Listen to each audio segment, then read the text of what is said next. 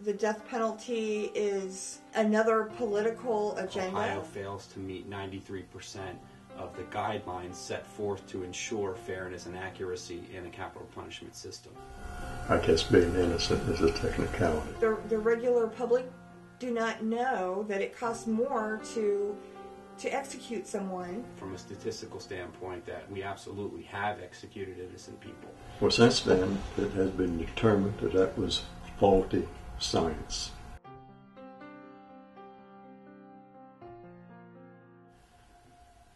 My name is Dale Johnston. I was sentenced to death in March of 1984.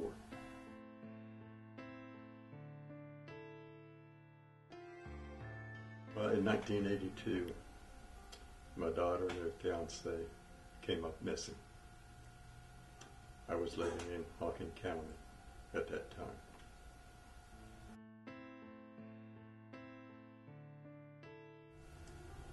They fabricated a lot of evidence. They just during the trial, violated just about every procedure of a trial. In spite of it, what the evidence showed, they found me guilty and sentenced me to death. And I spent over 5 years on death row. They were intelligent people, skilled, and they knew what they was doing. They had made up their mind they was going to convict me. And they would do anything that they could to achieve that.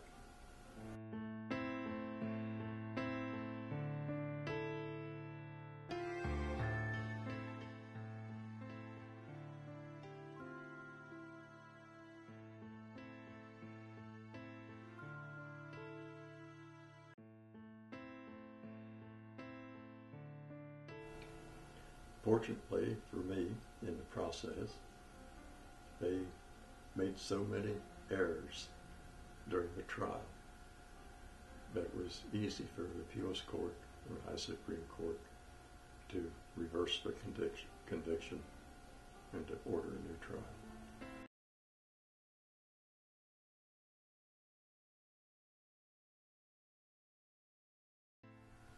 CESFAN,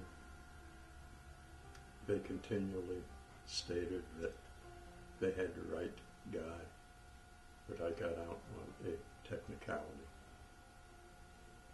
I guess being innocent is a technicality.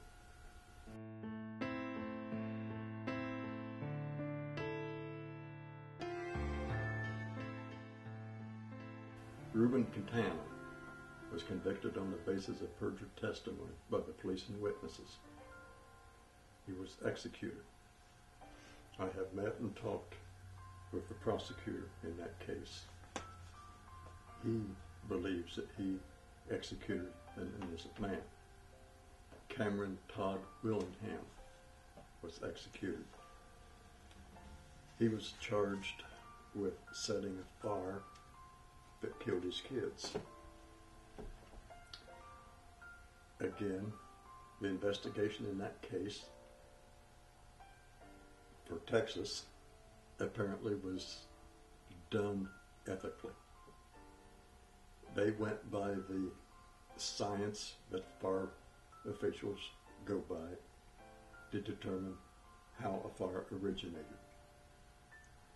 And based on that information, contrary to the testimony of people that was there at the scene, Todd was convicted and executed. Well, since then, it has been determined that that was faulty science. That is not how a fire starts. It is not a sign of where the fire starts. That's how innocent people die.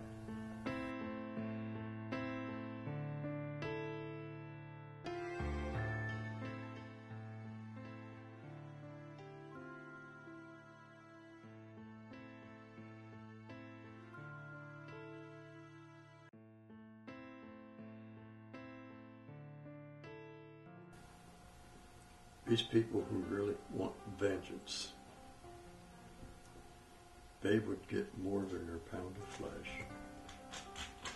if they would do away with the death penalty and go for life in prison with no chance of parole. Having been locked in a cage where you could make no decisions for yourself, totally dependent upon the guard's administration, to spend the rest of your life in that type of environment would be worse than the death penalty.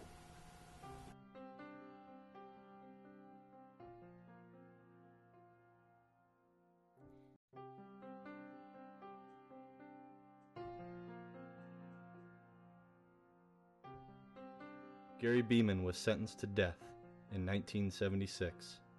His conviction was based on the perjured testimony of a prison escapee that Beeman's lawyers were prevented from fully cross-examining. At his retrial, 5 witnesses testified that the star witness was in fact the killer and that Beeman was not involved. He was acquitted in 1979. Derek Jameson was sentenced to death in 1985 for the murder of a Cincinnati bartender.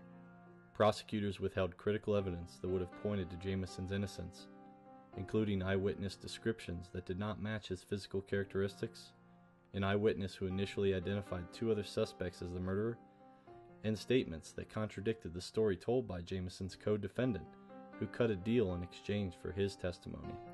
Jameson's charges were dismissed in 2005. Timothy Howard and Gary Lamar James were convicted of a murder and bank robbery in 1976.